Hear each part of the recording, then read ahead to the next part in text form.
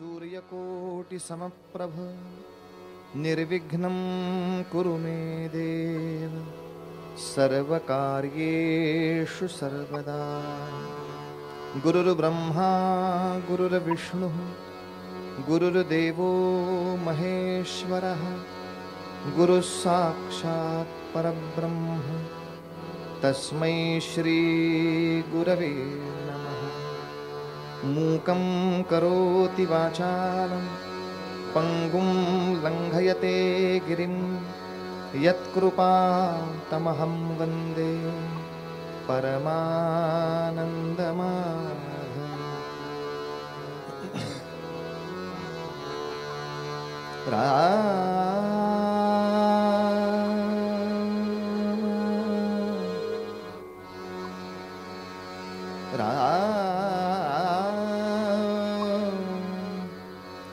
हरे जय जय राम कृष्ण हरि हरे जय जय राम कृष्ण हरि हरे जय जय जय जय राम हरे जय जय हरे जय जय राम कृष्ण हरे हरे जय जय राम कृष्ण हरे हरे जय जय जय राम कृष्ण हरे हरे जय जय राम हरे जय जय राम कृष्ण हरे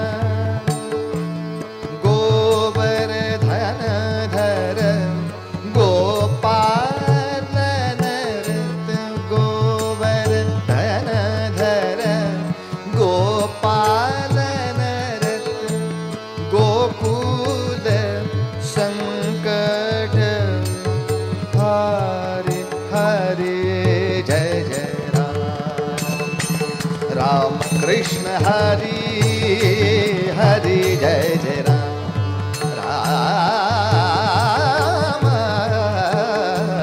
हरि जय जय राम।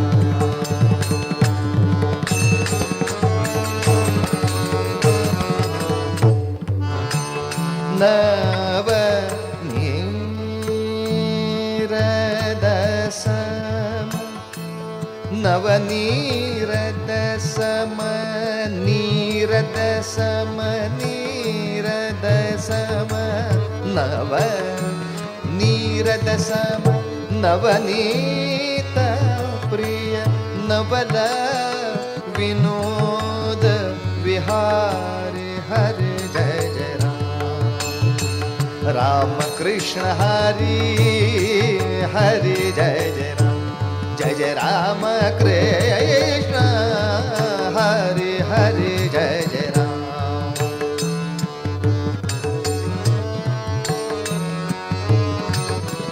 दुर्वासो नुत दुख विमोचक दुर्जन संगम हरि जय जय राम। दुर्वासो नुत दुख विमोचक दुर्जन संगम हरि हरि हरि जय जय राम। दुर्वासोनुत दुख विमोचक दुर्जन संगम हरि हरि जय जय राम। जय जय राम हरि जय जय राम।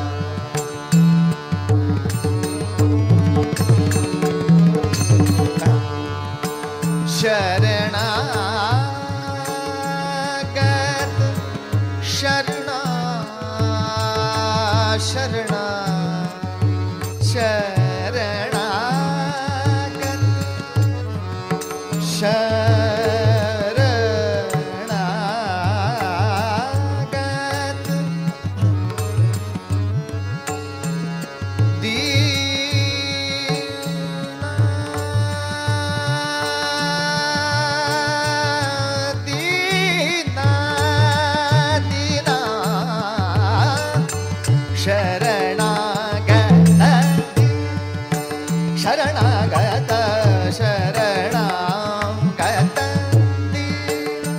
शरणागत दीना दीना दीना दीना दीना दीना दीना दीना शरणागत दीना शरणी करुणा दृष्टि निहारे हरे जय जय राम कृष्ण हरि हरि जय जय राम जय जय राम हरि जय जय हरि जय जय राम कृष्ण हरि हरि जय जय राम हरि जय जय राम हरि हरि जय जय राम हरि जय जय राम हरि जय जय राम रूप पाहता लोचन रूप पाहता लोचन रूप पाहता लोचनी रूप पाहता लोचनी रूप पाहता लोचनी सुख झाले हो साजणी सुख झाले हो साजणी सुख झाले हो साजणी रूप पाहता लोचनी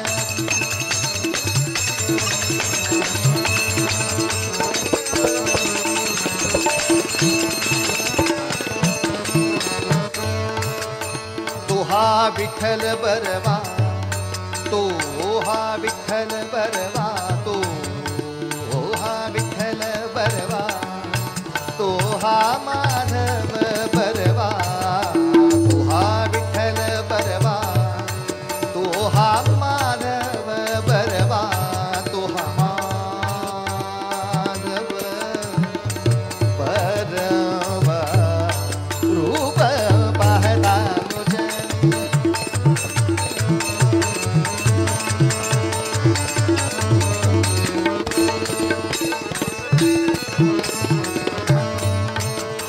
बहुत सुकृताची जोडी बहुत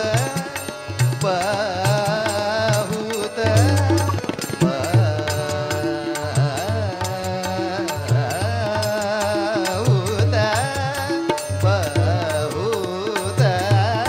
बहुत बहुत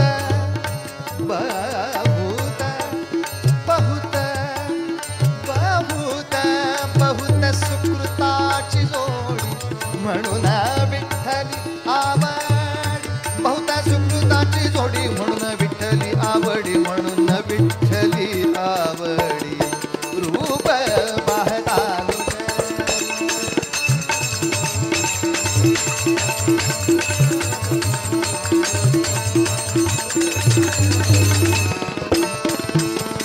सर्व सुखाचे आगर सर्व सुखाचे आगर सर्व सुखाचे आगर सर्व सुखाचे सर्व सुखाचे सर्व सुखाचे आगर सर्व सुखाचे आगर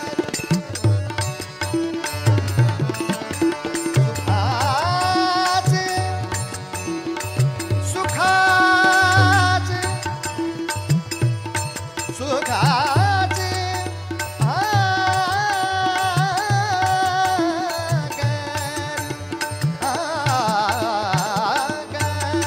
सर्व सुखाचे सर्व सुखाचे आगर बाप रखुमा देवीवर बाप रखुमा देवीवर रूप पाहता लोचनी रूप पाहता लोचनी रूप पाहता लोचनी पाहता लोचनी पाहता लोचनी रघुपति राघव राजा राम पतित पावन सीताराम रघुपति राघव राजा राम पतित पावन सीताराम रघुपति राघव राजा राम पतित पावन सीताराम रघुपति राघव राजा राम पतित पावन सीताराम रघुपति राघव राजा राम पतित पावन सीताराम रघुपति राघव राजा राम पतित पावन सीताराम रघुपति राघव राजा राम पतित पावन सीताराम राजाधिराज रामचंद्र महाराज की जय कुंडलिकावरदे हरि विठ्ठल श्री ज्ञानदेव पंढरीनाथ महाराज की जय भारत माता की जय आर्य सनातन वैदिक हिंदू धर्म की जय विमलेश्वर महाराज की जय नमः पार्वती पते हर हर महादेव जय जय रघुवीर समर्थ जय जय रघुवीर समर्थ जय जय रघुवीर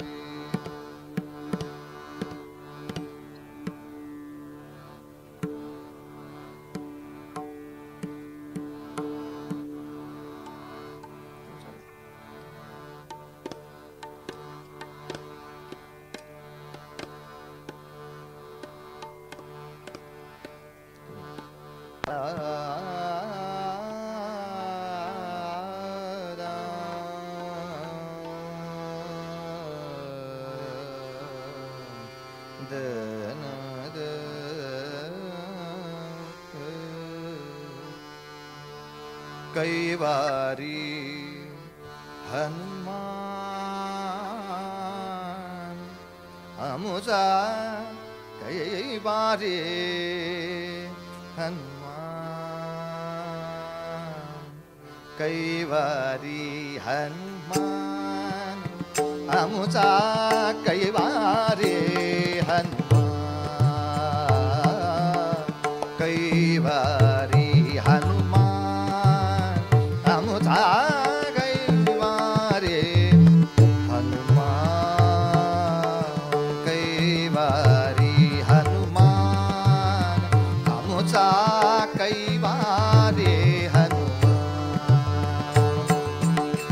पाठी असता तो जग जेठी पाठी असता तो जग जेठी पाठी असता तो जग जेठी वरकड काय गुमान वरकड काय गुमान अमुचा कैवारे हनुमान कैवारी हनुमान अमुचा कैवारी हनुमान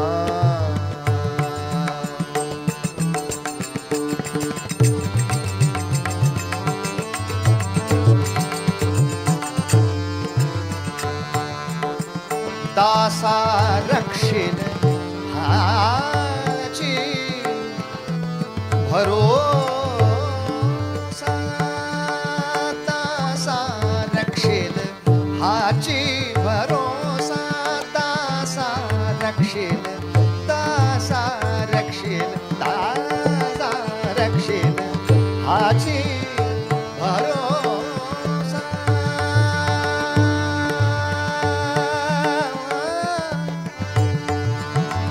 भरोसा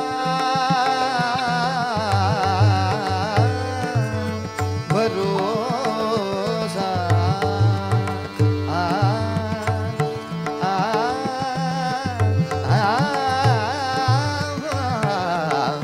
दासा रक्षिण हाची भरोसा दासाचा अभिमान दासाचा अभिमान अमुजा कैवारे हनुमान कैवारी हनुमान अमुजा कैवारे हनुमान कैवारी हनुमान कैवारी हनुमान कैवारी हनुमान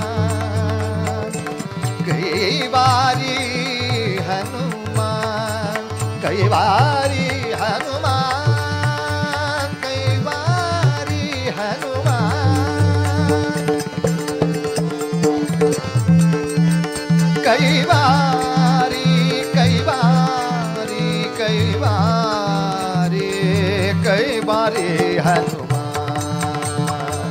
कैवारी हनुमान कैवारी हनुमान कैवारी हनुमान कैवारी हनुमान महारुद्र हनुमान की जय. माणसांना कपड्याचंच मॅचिंग असलं म्हणजे आवडतं असं नाही. कीर्तन सुद्धा मॅचिंग लागतं. उत्सव शंकराचा रुद्राचा, मग अभंग घ्यावा महारुद्राचा, त्यातून वार शनिवार, ते सगळं एकत्र जुळलं म्हणजे बरं हो, नाही तर पंचायत मोठी असते. पुण्याला आमचं कीर्तन विद्यालय आहे, त्यामुळे एखाद दुसरं आख्यान बसलेलं असतं. बरं, समोरचा माणूस कशाला कीर्तन मागतो आपल्याला कळत नाही. पूर्वीच्या काळी उत्सवापुरती कीर्तनं होती, आता केव्हाही कीर्तन करतात. बारसा आहे, करा एखादं कीर्तन. बारशाला काय चरित्र लावायचं पंचायतच असते, तुम्हाला हवं ते लावायला काही प्रश्न नाही. सत्यनारायण आहे, करा कीर्तन, अशी अनेक कीर्तनं येतात. मग त्यातले एक यजमान येतात, आफळे बा कीर्तन पाहिजे, घ्या लिहून, कीर्तन करा सकट पाहिजे. असं आहे होय. म्हटलं घ्या लिहून कीर्तन. बाबा बाबा देतो, कीर्तन करा सकट, पेटी तबला सगळं एकत्र देतो. झालं कीर्तन करा, गेले, वाजलं कीर्तन, आले, त्याच्या मागोमाग यजमान पुन्हा हजर दारात. काय पाठवला माणूस तू, काही त्रास झाला काय? हो, माझ्या घराची वास्तुशांत होती हो, हो म्हणून कीर्तन होतं. हो, या पठ्याने अभंगच लावला. कोणाचे हे घर संसार हा कोणाचा, येथे कळीकाळाचा भरवसा काय आहे. अहो, अभंग चांगला आहे, हे काही वेगळं आहे का लावायची? सगळे माझे नातेवाईक. आणि पुन्हा हे पुरे पडलं नाही म्हणून पठ्यानं आख्यान लावलं लंका दहन, सगळी घरं पेटली. पांडुरंग हरी वासुदेव हरी. अहो, माझं घर बांधल्याचा समारंभ आहे, त्या दिवशी घरं पेटल्याचं का आख्यान लावतात? त्याला म्हणलं, खरे घर पेटवल्याचं कशाला आख्यान लावलो? मला काय माहिती, वास्तुशांत आहे माझं, तेवढंच तयार होतं. मला तेव्हापासून ठरवलं, तुम्ही कशाला नक्की कीर्तन करताय ते एकदा सांगा. तेव्हा कीर्तनाला योग्य मॅचिंग पाहिजे. अशा रीतीनं समर्थ रामदास स्वामींनी लिहिलेला हनुमंतावरचा अभंग, कैवारी हनुमान अमुचा कैवारी हनुमान, पाठी असता तो जगजेठी, वरकड काय गुमान, अमुचा कैवारी हनुमान. समर्थांच्या पूर्वी महाराष्ट्रामध्ये विठ्ठल भक्तीचा खूप मोठा सुकाळ होता. समर्थांवरती अनेक लोकांनी आक्षेप घेतले. त्याचं कारण हेच झालं की समर्थांनी थोडं महाराष्ट्राचं दैवत बदलायचा प्रयत्न केला. बदलायचा म्हणण्यापेक्षा त्याचं रूप बदलायचा प्रयत्न केला. कारण स्वतः रामदास स्वामी सांगायचे, मुळात राम आणि विठ्ठल काही वेगळे नव्हेत, पण धनुष्यबाण घेणं हे विठ्ठलाचं रामरूप आहे आणि कमरेवर हात ठेवणं हे रामाचं विठ्ठल रूप आहे. समर्थांचं म्हणणं इतकंच आहे की माझ्या डोळ्यासमोर जो काळ आहे तो आता कमरेवर हात ठेवण्याचा नव्हे. कसं काय करताय बघू. हो, 300 वर्ष लाथा खातोय, आता परत कशाला कमरेवर हात ठेवून मला सांगताय काय करायचं ते. आता आम्ही प्रयत्न करतोच आहोत, आता तुम्ही या बाबा धनुष्यबाण घेऊन उतरा आमच्या बरोबरीनं. अशी वेळ असल्या कारणाने समर्थांनी स्वतः पंढरपुरात जाऊन पांडुरंगासमोर हा टाहो फोडलाय. इथे का रे उभा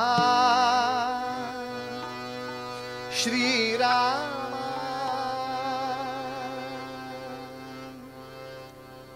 मनमोहन मेघश्यामा, इथे का रे उभा श्रीराम,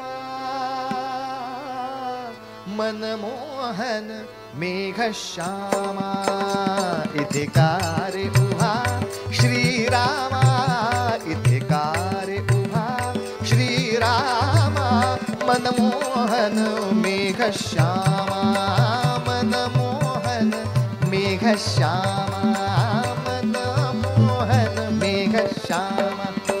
काय केली, काय केली अयोध्यापुरी, इथे वसविली पंढरी. काय केली अयोध्यापुरी, इथे वसविली पंढरी. काय केली शरयू गंगा, काय केली शरयू गंगा, काय केली शरयू गंगा, काय केली शरयू गंगा. इथे वाहे चंद्रभागा, इथे का रे उभा श्रीरामा, मनमोहन मेघश्यामा, मनमोहन मेघश्यामा, मनमोहन मेघश्यामा.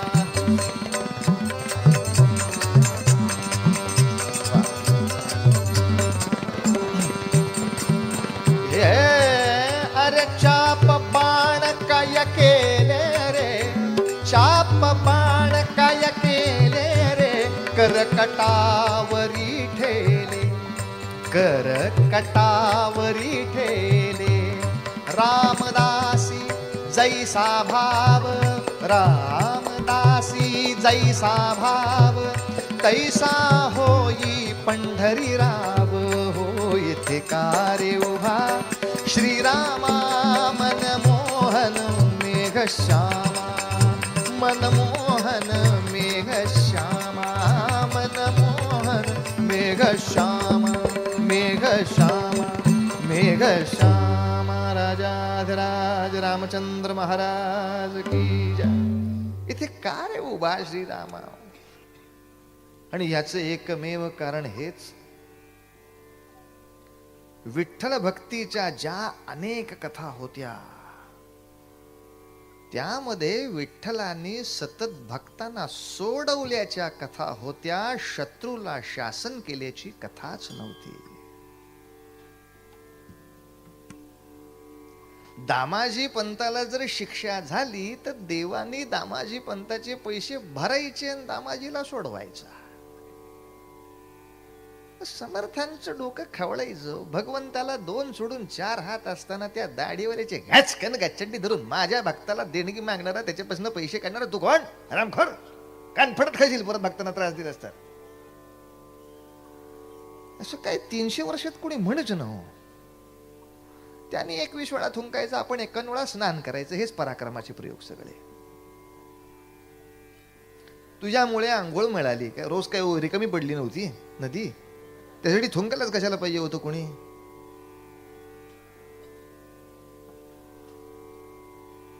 भक्ताला सोडवत राहतोय. मग विठ्ठल भक्तीपेक्षा रामस्वरूप का आणलं पाहिजे?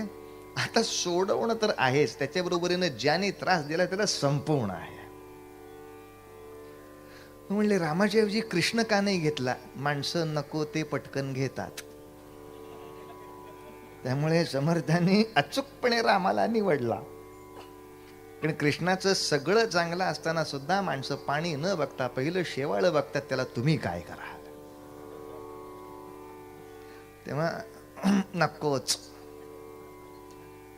उगाच आपली चौकशी, काय नदीला कितपत पाणी आहे? शहाणा माणूस असतो तर तेवढं उत्तर देतो, कळशीभर घेऊन आलोय, बाकीचं तिथंच आहे. अरे हे उत्तर झालं का? किती पाणी आहे म्हणजे कुठल्या पायरीपर्यंत ते विचार, कळशीभर घेऊन आलो, बाकीचं तिथंच आहे. तेव्हा गडबड नकोच. रामचंद्रांना समोर उभं केलं, पण तरी सुद्धा समर्थांचे प्रभू रामचंद्र असले तरी अधिक निकटचा संबंध हनुमंतांशी. याचं कारण असं की त्या रामापर्यंत पोचायचं असेल तर जे पोचले त्यांचं बोट धरलेलं चांगलं. तुम्ही आम्हाला तिकडे न्या, ते जास्त बरं नाही का? पुन्हा एकदा गैरसमज नको म्हणून सांगतो. समर्थांचा आदर्श हनुमंत होता. म्हणून ते ब्रह्मचारी राहिले इथपर्यंत सगळं ठीक आहे. पण आता हा आदर्श सगळ्यांनी घ्यायचा म्हणजे काय, असा काहीतरी मूर्खासारखा प्रश्न विचारायचा नाही. हनुमंत आजन्म ब्रह्मचारी असून सुद्धा त्यांनी काही संसारिकांचा द्वेष केलेला नाही, प्रापंचिकांचे काही मत्सर झालेले नाहीत. ह्या राम म्हणजे प्रापंचिक असं काही नाक मुरडून कोणी काही बोललेलं नाही त्याच्यामध्ये. त्याला जन्मभर ब्रह्मचर्य राखायचं असेल त्यांनी राखावं, प्रश्न तो नाही. समर्थांनी सुद्धा आपला प्रपंच मांडलेला नाही, तरी सुद्धा सामान्य लोकांना उपदेश करताना आधी प्रपंच करावा नेटका इतका स्वच्छ शब्द वापरला.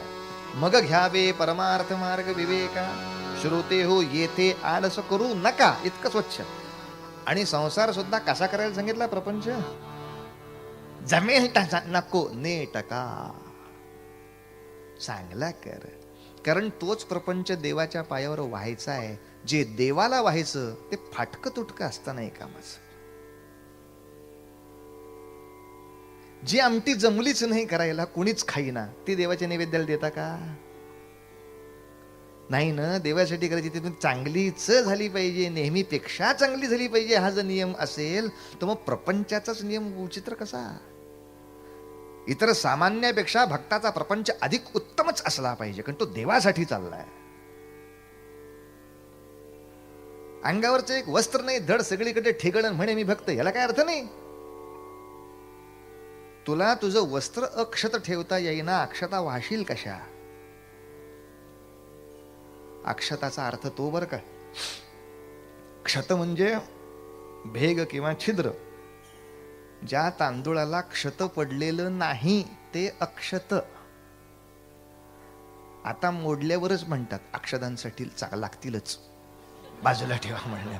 अरे ते आधीच मुळात मोडलंय, मग ते कसं अक्षदाला चालेल.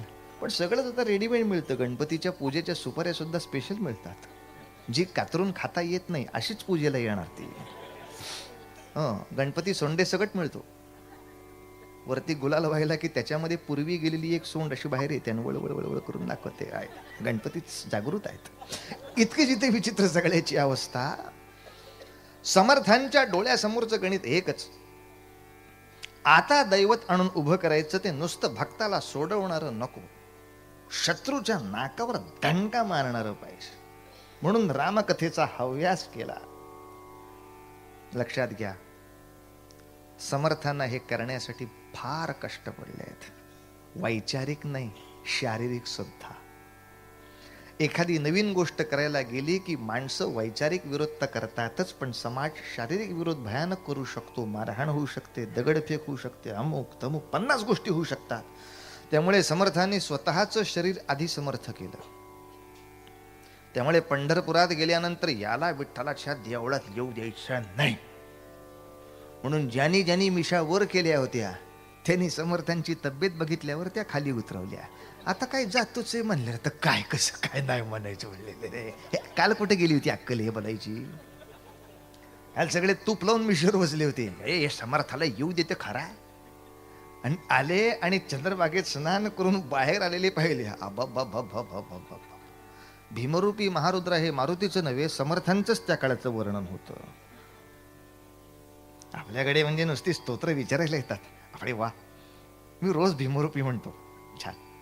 नाही पण ते शेवटी जे लिहिलंय ते पटत नाही. काय लिहिलंय? भूत प्रेत संबंधादी रोग व्याधी समस्तही नासती तुटती. ते म्हणजे ते रोग व्याधी भूतप्रेत वगैरे जातात असं जे लिहिलंय ते कसं काय. त्याला म्हणलं असं कर, घरी जा एकदा, हा शर्ट काढून एकदा आरशापुढे उभा राहा,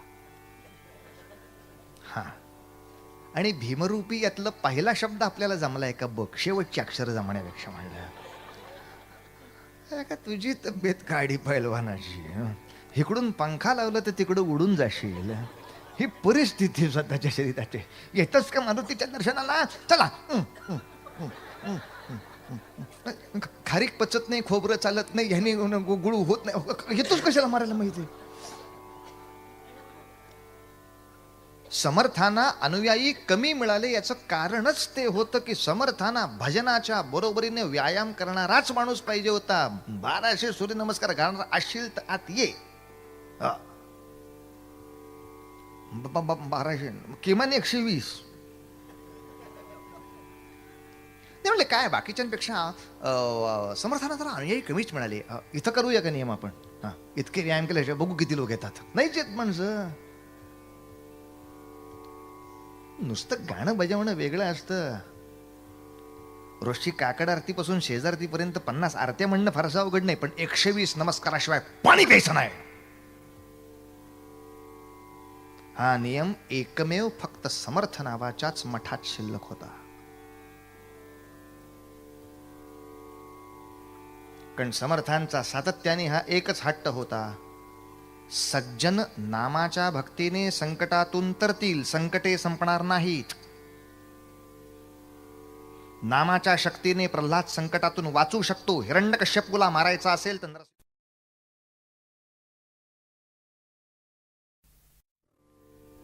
हिरण्यकश्यपूचे पोट फाडायची तयारी असेल तरच राक्षस संपतील अशी स्वप्ने बघायला हरकत नाही. आयुष्यभर प्रल्हाद राहिला तर नरसिंहराव सुद्धा यायचा नाही. आयुष्यात कधीतरी एकदा नरसिंहाकडे पाहायला सुरुवात करा. घट्ट आग्रह होता. अनेक सांगायचे, समर्थ तुम्हाला रामाचं दर्शन झालंय ना? हो. मग त्याला सांगा ना ते रामराज्य आणायला. कुणी गाढवान सांगितलं रामाच्या नामाने रामराज्य येतं म्हणून? राम नामाने राम दर्शन होतं, रामराज्य नव्हे. मग राज्य कसं यावं? शक्तीने मिळती राज्ये, शक्ती नसता भक्तांशी सुद्धा विटंबना. कौरवांना संपवायची शक्ती जर धारण केली नाही तर पांडव कृष्णाचे भक्त असून सुद्धा विटंबना चुकत नाही. योग्य ती शक्ती योग्य ठिकाणी दाखवल्याशिवाय समाजात सन्मानाने जगताच येत नाही. हे व्यवहार आहेत. त्यामुळे सन्मानासाठी सामर्थ्याची गरज प्रचंड समर्थाने ओळखली आहे. आणि एवढ्यासाठी त्या मठामध्ये नियम पाळला. रामनवमी जशी करायची तशी हनुमान जयंती साजरी करायची. आणि कार्ट्यानं खारीक खायला का होईना बोलवायचं. 120 नको, 12 सूर्यनमस्कार घालून घ्यायचे. तुला नाही का आवडत? असू दे. मग काय बघतोस? कार्टून. टीव्हीवर कार्टून, बघणारं कार्टून, सगळंच एक जे काही चाललेलं असतं. तुला नाही का जमत? काय जमत कसं नाही? भाडीन थोतरीत उठ. जुन्या काळातल्या आईबापांचे हट्ट अलीकडच्या आईबापांमध्ये शिल्लक नाही राहिले. तुला नाही काही यावंसं वाटते ते कीर्तनाला? बस घरी. बस काय घरी? कमरत लात घरी उठ. इथे बस कीर्तनाला. इथं झोपलास तरी चालेल. कीर्तनामध्ये झोपेत चांगला ऐकशील.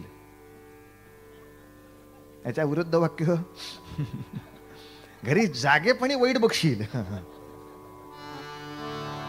यासाठी जो हट्ट होता. आम्हाला सुद्धा आयुष्यात काय पहिल्यांदा गेल्यावर कीर्तन आवडलं असं नाही. बापाने धरून हिथं बसायचं कीर्तनाला. काय बापासमोर बोलायची टाप होती. आता काय कित्येक घरी जातो ते पोरगच बापाला दम देतं. बाबा खतम करून टाकीन. बापरे कार्टच बापाला सांगते म्हणले. आता कोणी कोणाचं ऐकायचा हाच प्रश्न आहे. आणि याचं खरं आणखीन एक कारण असेल तर स्वतः पालकांची सामर्थ्याची उपासना आणि उपासनेचं सामर्थ्य दोनही कमी पडत. मी दोन्ही वाक्य मुद्दाम वापरली. सामर्थ्याची उपासना आणि उपासनेचं सामर्थ्य हे दोन्हीही कमी पडत. आणि समर्थांचा आणखीन एक महत्वाचा मुद्दा असा की त्यांना हनुमंताच्या कथेत आणि आमच्या कथेत एक साम्य आढळलं. साम्य कोणतं असेल? वाल्मिकी रामायणात जरी कथा नाही तरी आनंद रामायणामध्ये अशी एक कथा आली आहे की हनुमंत बालपणी अतिशय खोडकर. जन्माला आले तेव्हा सुद्धा खोडकरच. जन्माला आल्या आल्या त्यांनी उपद्व्याप केल्याचं वर्णन मोरोपंत करतात. गगनात लक्ष गेले गेले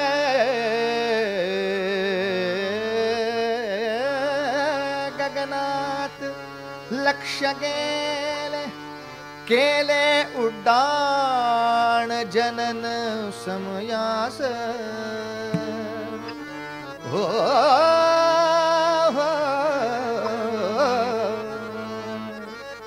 याला आर्या म्हणतात.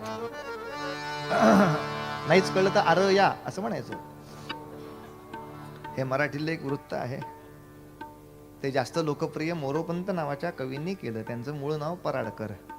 मोरोपंत आर्यांसाठी जशी प्रसिद्ध आहेत तशी बाकी काही लक्षात राहील नाही, तरी ते बारामतीचे आहेत एवढं लक्षात ठेवायचं. त्यामुळे मोरोपंतांनी किती आर्य लिहिले असतील? नुसत्या आर्यांची संख्या 1,00,000 आहे. मोरोपंतांच्या काव्याची प्रतिभा पाहाल तर 18 प्रकारची रामायण मोरोपंतांनी लिहिली आहेत.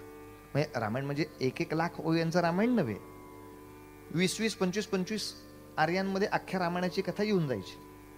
पण 108 प्रकारची रामायण आपल्याला कल्पना नसेल अशा 24 ओव्या लिहिल्या आहेत की ज्याची पहिली अक्षरं श्रीराम जयराम जय जयराम येतील. आणखीन एक 20-25 आर्या अशा लिहिल्या आहेत की ज्याच्यात पहिल्या ओळीचं पहिलं अक्षर श्री असेल, दुसऱ्या ओळीचं दुसरं अक्षर राम असेल, तिसऱ्या ओळीचं तिसरं अक्षर म असेल, असं श्रीराम जयराम जय जयराम सापडेल. आणखीन एक प्रकारात इकडचं श्रीराम जयराम जय जयराम सापडेल. एका प्रकारात शेवटचे अक्षर श्रीराम जयराम जय जयराम सापडतील. हा काय शब्दाचे संग्रह आहेत का काय डोक्यात. बरं, पुन्हा वृत्तभेद तसाच्या तसा पाळून आर्या नावाच्या वृत्तात कुठेही गडबड बदल नाही, मुक्त छंद नाही. तू आलास, बैस म्हटलं चहा घेतोस का? नाही म्हणालास. म्हटलं काय करू? जातो म्हणालास आणि गेलास. कविता संपली. हे कसलं डोंबलेले काय काव्य होय मला सांगितलं होतं. उगाच आपलं काहीतरी लिहायचं. आणि एवढी कविता करण्यासाठी उगाच झाडाखाली आडवं पडून का पेनाने टाळकं खाजवत काव्य करायचा मुळे. काय तुला कविता सुचते का? काही सुचते ना. आकाशात दिसत आहे प्रचंड टिंब, त्यापेक्षा लहान टिंब, त्याहून लहान. अशा एक 5-6 ओळी झाल्यानंतर अरे टिंब कुठे गेलं? इथे यांची कविता संपायची. हे मला दिसतं. वृत्तभेद असाच्या असा पाळून. आणखीन एक मजेशीर सांगतो. 10च आर्यांचं एक रामायण आहे ज्याला निरोष्ठ रामायण म्हणतात. निरोष्ठ म्हणजे ज्यामध्ये प फ ब भ म ही अक्षरच नाहीत. 20च्या 20 आर्या अशा आहेत की ज्याच्यामध्ये प फ ब भ म ही 5 अक्षरं येणार नाहीत. ह्या 5ही अक्षरांना आपण ओष्ठ्य अक्षर म्हणतो. निरोष्ठ रामायण. त्यामुळे राम हा शब्द येत नाही. दशरथ नंदन. पण जिथे प प ब भ म येणार नाही असे इतके शब्द शोधायचे. गंमत नाही. मोरोपंतांची तेवढ्यासाठी ओळख असावी. आपल्याकडे पूर्वापार शाळेमध्ये सुद्धा मोरोपंतांचे आर्य आपण शिकलेलो आहोत. त्यामुळे फारसे काही ते लांबचे नाही आहेत. पण आता मधल्या कालखंडामध्ये आपण विसरून गेलेलो असतो. शाळेत नाही का 2री-3री सत्य सदा बोलावे सांगी गुरु आणि आपुला बापो. हे 3रीतली काव्य होती मोरोपंताची. असत्य भाषण करणे सज्जन म्हणतात हे महापाप. असं ते खणखणीत पाठ केलेलं असायचं. आणि पाठांतर चुकलं की वागचं पुढून मागचं पुढे. सत्य सदा बोलावे सज्जन म्हणतात हे महापाप. असत्य भाषण करणे सांगे गुरु आणि आपला बाप. सगळंच उलट झालं. मागं पुढचं मागं होऊ शकतो, पण क्रम असा. किती घट्ट आर्य असावी. या आर्येची मजा सांगतो. शेवटच्या 7 अक्षरांना 2 ठिकाणी वेगवेगळ्या पद्धतीनं तोडलं आणि त्याचे 2 अर्थ वेगळे केले मोरोपंताने. मोरोपंत सांगतायत गगनात लक्ष गेले केले उड्डाण जनन समयास. जनन जन्माच्या, समय वेळ, समयास. आता जनन समय हे शब्द फोडायचे. उपमा काय वदावी. या असल्या उद्योगांना उपमा काय द्यावी? उपमा काय वदावी या ब्रह्मांडात. आता जनन समय कसा तोडायचा? जन न सम यास. याच्या समान दुसरा माणूस नाही. आमच्याकडे कार्ट खेळणं बघितलं की ती पाहिजे म्हणून रडतं, पण उडी काही मारायचं अंगात येत नाही. हनुमंताचं कौतुक ते. त्याने ते बघितल्याबरोबर गगनात लक्ष गेले केले उड्डाण जनन समयास. उपमा काय बदावे या ब्रह्मांडात जनन समयास. राम राम राम हरे हरे राम राम राम राम सीतापते राम राम राम रघोत्तम राम राम राम राम रघोत्तम रामा रामा सीतापदे रामा रामा.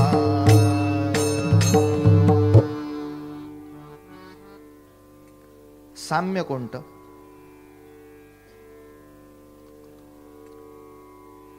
ह्याच्या पुढची कथा मजेशीर आहे. अशी उडी मारली म्हणजे पुढं सूर्याला गिळायलाच गेला. सगळ्यांना काळजी वाटली, सूर्याला ह्याने गळून टाकला. आता आपलं कसं व्हायचं? मग काय झालं? मग सूर्याची मदत करायला इंद्र आला. इंद्रानं वर्ण जे वज्र फेकून मारलं ते फाटकन लागलं हनुवटीला, पडले खाली. हनुवटी फुटल्यामुळे नाव झालं हनुमंत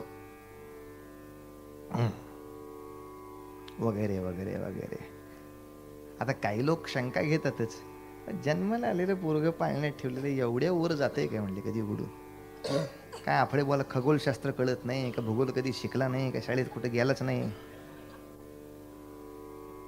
सूर्याच्या आसपास फिरकायची आपली कोणाची ताकद नाही. तिथं कुठं कोण जाणार आहे खायला? महत्व तो सूर्यापर्यंत गेला आणि इंद्राचं वज्र आलं हा नाहीये. सूर्य बघितल्यावर उड्डाण केलं, इथंच कौतुक संपलं. पुढे तो पोचला का नाही हे कौतुकाचा विषय नाही, उड्डाण करण्याची प्रवृत्ती हा विषय कौतुकाचा आहे. मग पुढे हनवटी फुटण्यासाठी उडी मारली, पडला, हनवटी फुटली, हेही कारण पुरेसच असतं. पण किमान हनवटी फुटली ती प्रयत्न करताना फुटली. काहीच नाही जमलं म्हणून स्वतःलाच मारून घेतलं आणि फुटली, हा तर नाही उद्योग झाला. यासाठी समोरची वस्तू दिसली की ती मिळवणार या ताकदीनं जो प्रयत्न करतो, त्या हनुमंताची कथा मुद्दाम समोर रामदासांनी आणली. आयुष्यभराचा आदर्श तो होता. लोकमान्य टिळकांचं वाक्य त्यासाठी महत्वाचं होतं, स्वराज्य माझा जन्मसिद्ध हक्क आहे. पुढं आणि तो मी मिळवीनच, याला टिळक म्हणतात. पण अनेकांना या वाक्यात महत्व आहे हे कळतच नाही. पुण्याला टिळक स्मारक मंदिर बांधलं आणि टिळकांचं वाक्य लिहिलं, स्वराज्य हा माझा जन्मसिद्ध हक्क आहे, आणि खाली लोकमान्य टिळक. हे काय हातगडीवाला सुद्धा म्हणेल माझ्याकडचा एखादा, पण तो मी मिळवीनच म्हणायला टिळक लागतात. नख काढून वाघाचे फोटो काढायची ही जी काही पद्धत आहे आपल्याकडं, त्यातलं खरं नख ते आहे. हनुमंताच्या कथेत आणि आपल्या कथेत एक खूप छान साम्य आहे. ते म्हणजे खोडकरपणामध्ये हनुमंतानी, अनेकांची कल्पना असते की मारुतीराय बहुतेक जंगलामध्ये, पर्णकुटीमध्ये, झोपडीत, गरिबीत. तसं काही नाही आहे. या सिरियलमध्ये आपल्याला सारखं ते दाखवल्यामुळं घोळ होतात आपले. रामायणामध्ये मारुती काय गरीबाच्या घरात कोणाच्या जन्माला आलेले नाहीत. हनुमंतांचे वडील, त्यांचं नाव आहे केसरी, हे वालीच्या सैन्यातले सेनानायक आहेत. वाली हा किष्किंधा नावाच्या एका प्रचंड मोठ्या वानर साम्राज्याचा सम्राट आहे. किष्किंधाचा एकूण विस्तार बघता आजचं कर्नाटक, तमिळनाडू, केरळ एकत्र करावं लागेल. इतक्या प्रचंड भूक्षेत्राचा वाली हा प्रचंड मोठा सम्राट आहे. यासाठी तेव्हापासून सतत म्हण आहे, सत्याला वाली नाही. इतका तो प्रचंड मोठा प्रतिपालक होता त्या काळातला.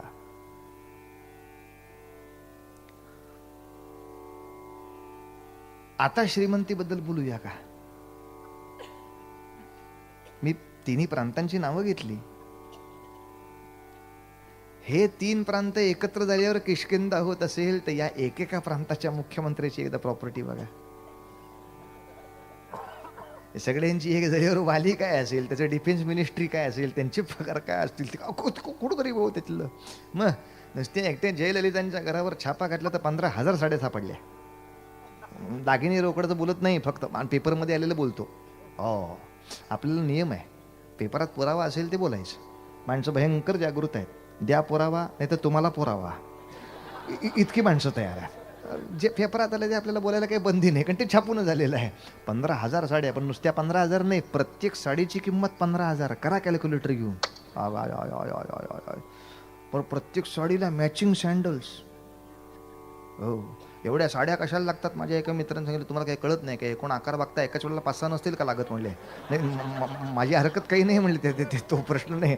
तरी 15,000 म्हणजे फारच होते असं नाही काय वाटत. मग एवढ्या चपला कशाला? नाही, दिवाळीत चपला हार हाच, असं काही नाही आहे ना त्याच्यामध्ये. पण एकेकाच्या प्रॉपर्टीच्या विचारामध्ये जाता करणारी कोणाबद्दल बोलण्यात काही अर्थ नाही. पण इतक्या मोठ्या साम्राज्याचा सम्राट वाली, त्याच्या सेनेमधला एक मोठा सेनानायक आहे केसरी. केसरी आणि अंजनी यांचा मुलगा हनुमान आहे. त्यामुळे त्यांचा बाकी पुष्कळसा वेळ आश्रमामध्ये शिक्षण घेण्यासाठी जंगलात असेल. पण किष्किंधा ही अतिशय प्रगत असलेली नगरी आहे, जिथे 8-8 मजली वाडे आहेत वानरांचे. ज्या 8-8 मजली 10-10 मजली वाड्यांना सोन्याची कौलं घातली आहेत, सोन्याचे कळस आहेत अनेक ठिकाणी. इतकी समृद्ध, अतिशय प्रगत शस्त्रास्त्र असलेली, अतिशय प्रगत ज्ञान असलेली, जिथे ग्रंथालये, जिथे विद्यालये आहेत. वानरांच्या राज्यातली सांगतोय, विद्यालयाकडे जाण्याचा रस्ता कुठेच नाही. इतकी विद्यालय, ज्या ठिकाणच्या हनुमंताचं वर्णन बुद्धिमतां वरिष्ठम असंच असू शकतं, तिथे किती शाखांचं ज्ञान उपलब्ध असेल वानरांना. रामचंद्रांची आणि हनुमंताची भेट झाल्यानंतर हनुमंतालाच लंकेत पाठवायचं ठरलं. याचं कारण असं होतं की राक्षस वेगळी भाषा बोलतात, सामुद्रिक लोक मधली वेगळीच भाषा बोलतात, आर्य माणसं आहेत ती वेगळी भाषा बोलतात, गंधर्व देशातल्या भाषा वेगळ्या असतात. तेव्हा या सगळ्या 4ही-5ही भाषांचं ज्ञान असलेला हा आहे, म्हणून त्याला तिकडे पाठवा. नाही तर तिकडच्या 2 माणसांनी वेगळ्या भाषेत बोलायला सुरुवात केल्यावर हा गोंधळायचा, आपल्याला काहीच कळत नाही, यांना नका पाठवू तिकडं. ते कुठल्या भाषेत बोलतोय याला माहित नाही, हा कुठल्या भाषेत सांगतोय त्याला कळत नाही. समोरच्या माणसाने आपलं येऊन सेकंड करायचा, we are very glad to see you here. काय बोलला? शेजारचा म्हणतोय, तो म्हणतोय मला आनंद झाला. व्हायलाच पाहिजे, आम्ही आलोय. छान. दुसऱ्याने शेक हँड केला. दुसरा इंग्रजी जाणणारा होता, सगळं वाक्य कशाला म्हणायचं, मला सुद्धा असं म्हटलं की त्याचा अर्थ पूर्ण होतो. We are very glad to see you here. त्यांनी बोलून झालंय. म्हणलं I too. आमच्या लगे I3. तू कशाला आला बाबा इथं, तुला आम्ही बोललेलो कळत नाही, तुझी अक्कल मला सांगायला उपयोग नाही. मारुती रायालाच पाठवायचा. लक्षात घ्या, 6 भाषा ज्या अर्थी हनुमंताला येतात त्या अर्थी हनुमंताच्या विद्यापीठात किष्किंधेमध्ये शिक्षण उपलब्ध आहे ना.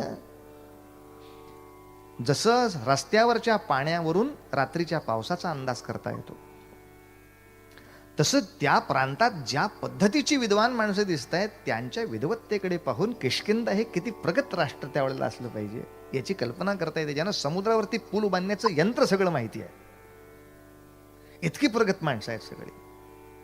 तेव्हा अशा प्रगत राष्ट्रामध्ये एका प्रगत केंद्रीय शासनामध्ये असलेल्या केसरी सारख्या संरक्षण मंत्रालयाच्या माणसाचा हा मुलगा आहे. मी माणसाचा म्हणतोय याचं कारण मुळात रामायणातले सगळे वानर हे नरच आहेत. त्यांची युद्ध पद्धती वानरांची असल्यामुळे त्यांचं नाव वानर आहे. अन्यथा ते वानर म्हणजे माकड वगैरे नव्हे, कारण माकडाला स्वतःचं घर सुद्धा आजपर्यंत बांधता आलेलं नाही. यांच्या नगरी आहेत.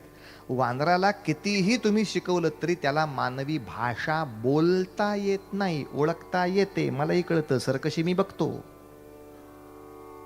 वानराच्या स्वरयंत्रामध्ये ती क्षमताच नाही ज्याच्यात मानवी उच्चार येईल. इथे केसरी, सुग्रीव हे सगळे 3-3, 4-4 वेदांची पाठांतर केलेली माणसं आहेत, ज्यांना मानवी उच्चार आहेत, ज्यांना म्हणजे ती शेपूट कशी होती त्याला शस्त्र म्हणतात. स्काउटच्या मुलांनी दोरी बांधल्यावर कसं दिसतं माग, म्हणून ती केव्हाही लांब करता येते, छोटी करता येते. त्याला लागलेली तर आपल्याला फारसं काही होत नाही, दुरीच आहे ती.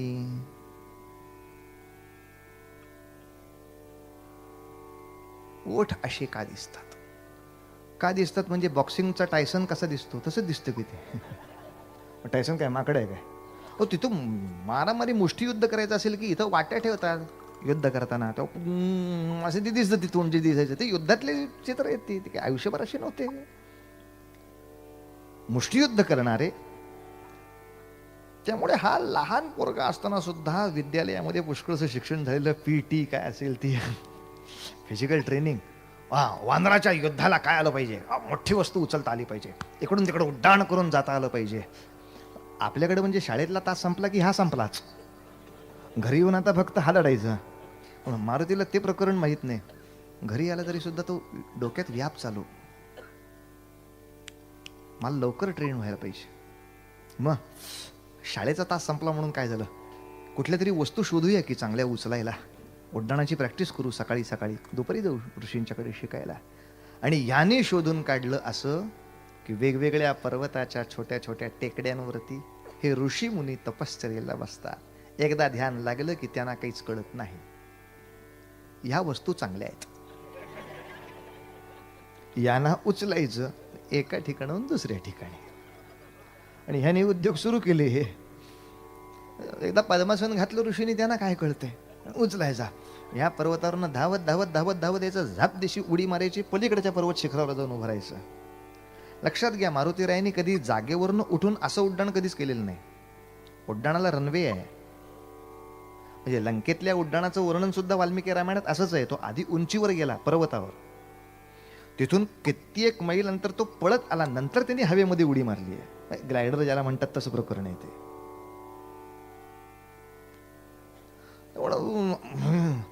संध्याकाळी ध्यान उतरल्यानंतर ऋषीला कळत नसे बदल कसा काय झाला. आपण बसलो होतो ते दुसरीकडेच होतो आणि उगाच त्याचा गैरसमज व्हायचा, सिद्धी वगैरे प्राप्त व्हायला लागली का काय.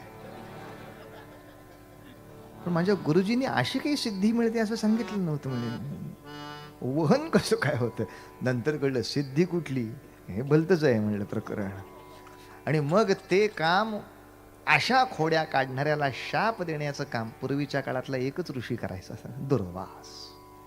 त्यांच्या एकदा कानावर घातलं की बोलायची सोय नाही, अतिशय तापट.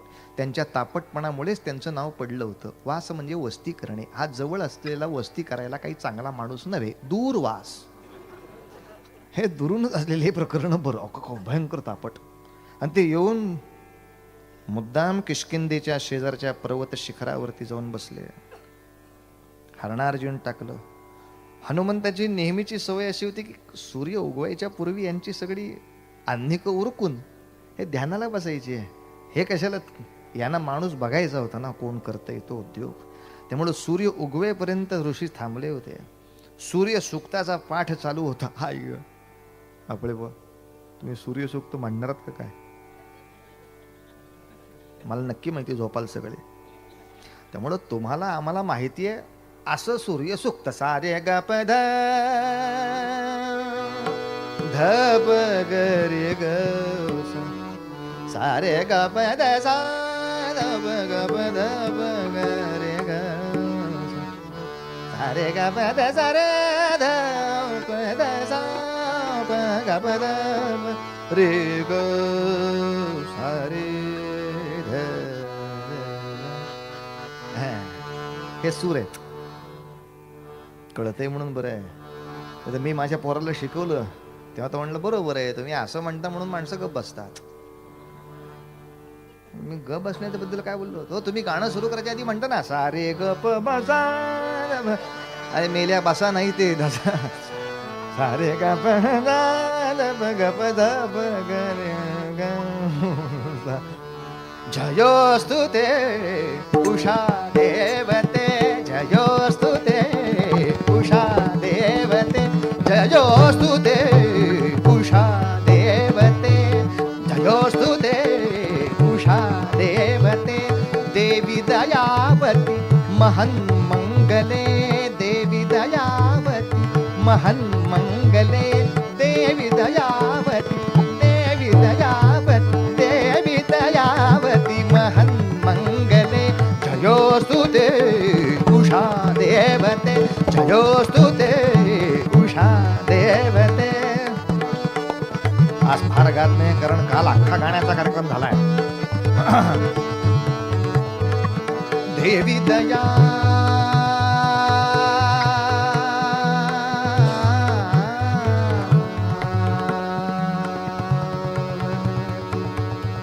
दया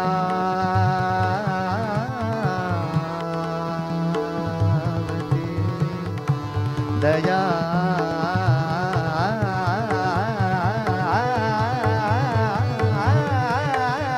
दयावती, देवी दयावती महन्मंगले, देवी दयावती महन्मंगले, जयोस्तु ते उषा देवते जयोस्तु ते उषा देवते रुचिर यौवना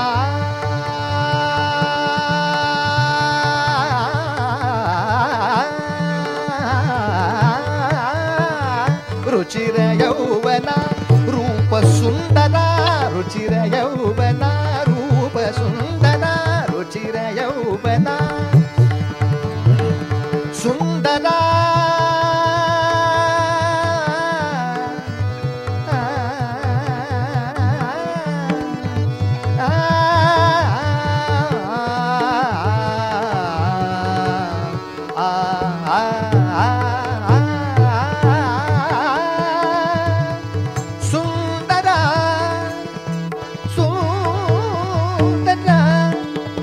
ಕನ್ನಡ ಅಯ್ಯೋ ಸಂಗೀತ ಸುಂದರ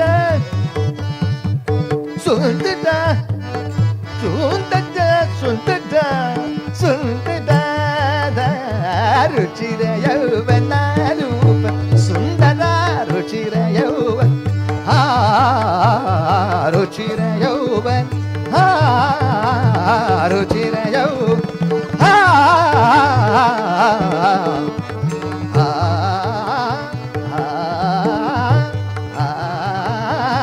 रुचिर यौवना रूप सुंदरा जगन्मोहिनी अरुण रंजिते जगन्मोहिनी अरुण रंजिते जयोस्तु ते उषा देवते जयोस्तु ते उषा देव जयोस्तु ते उषा देव जयोस्तु ते उषा देवते जयोस्तु ते जयोस्तु ते जयोस्तु ते उषा देवते. राजाधिराज रामचंद्र महाराज. सूर्य उगवल्यानंतर महाराजांनी ध्यान लावलं. साधारणतः ध्यान लागलं का नाही हे सरावाच्या माणसाला कळत. ओळखीचं नसेल त्याला नाही कळत.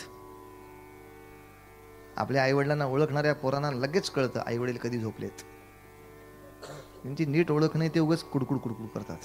साधारण दुपारची वेळ असते, भांड्या सगळी पोरं झोपायला या. कार्टी कुठं दुपारची झोपणार आहे, त्यांना खेळायचंय बाहेर. बाकीचे आपले सूर लावतात. मग काय बाबा तुम्ही आता झोपायला सांगता. जे शहाणा असतं ते कुरकुरत नाही. झोपायचे, चला कुठे चटई टाकू, इथे. काही नाही, 5 मिनिटाचं का. चटई टाकली, इकडे उशी ठेवली, बाबा आडवा झाला, इकडे हे आडवे झाले. 5 मिनिटाला लागलं ध्यान, चला. कुठं कुठं कुठं करून घ्या. आता 4 वाजेपर्यंत काही उठत नाही नक्की. रोजचा परिचय आहे. तसं ध्यान लागलेलं लक्षात यायचं. आता डोळे मिटले, पद्मासन घातलंय, झालं. आणि हनुमंताने असे उचललेत महाराजांना. अंडे हात घातला, 1 2 बऱ्यापैकी जोड आहे आज.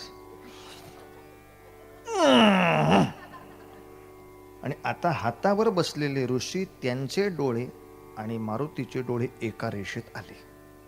ते एका रेषेत आल्यानंतर हळूच डोळे उघडले समोर.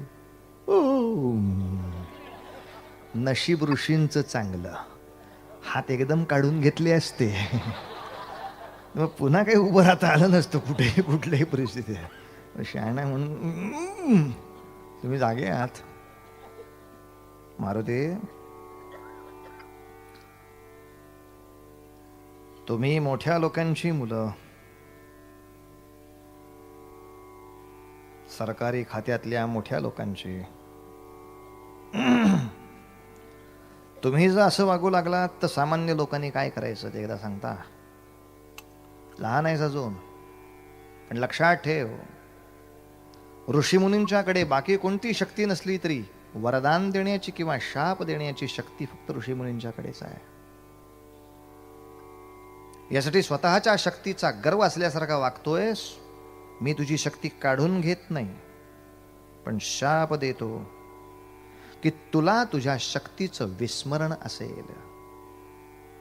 तुझी शक्ती मी काढून नाही घेतली, पण इतकी शक्ती माझ्यात आहे हे तुला आठवणार नाही. मी तुला शक्तीचं विस्मरण देतो. काहीतरी भयानक आहे इतकं मारुतीरायाला कळलं. घाईघाईनं घरी आले, आपल्या आईला सांगितलं अंजनीला, असे असे कोणतरी ऋषी होते बुवा, असं असं म्हणाले. आईला फक्त कळलं काय काढायचं ते. ती धावत गेली दुर्वासांपाशी आणि ती म्हणाली, अहो लेकरू काय वयाचं, त्याला शाप काय दिलात, त्याला त्या शापाचा अर्थही माहीत नाही. पण तुम्हाला हेही माहिती आहे, याचे वडील आज सेनापती आहेत, त्यांच्यानंतर हा सेनापती होणार. पूर्वीच्या काळात असं होतं. अर्थात परीक्षा, बोर्डाची परीक्षा द्यावी लागायची, म्हणून नुसताच मुलगा आहे म्हणून चिकटवायचं नाही वरती. पण तरी तो चान्स होता. ह्याचे वडील बाजूला झाले की हा तिथे संरक्षणासाठी यायचा. त्यालाच जर त्याच्या शक्तीची आठवण नसेल तर कसं होईल? हा, शत्रू समोर मुलायम, आमच्या समोर सिंग, असं करून कसं चालेल मला सांगा? माझ्या अंगात ती शक्ती आहे हे सेनापतीच जर विसरला असेल तर त्याचे काय परिणाम होतात ते तुम्ही आम्ही भोगले नाहीत का? या 65च्या युद्धात भोगले. स्वातंत्र्य आल्यापासून कराची आणि दिल्लीचा फोन सारखा चालू होता. सतत शत्रूच्या राष्ट्राकडनं धमक्या, आम्ही दिल्ली जळून टाकू. आपलं उत्तर ठरेल, आम्ही लढणारच नाही.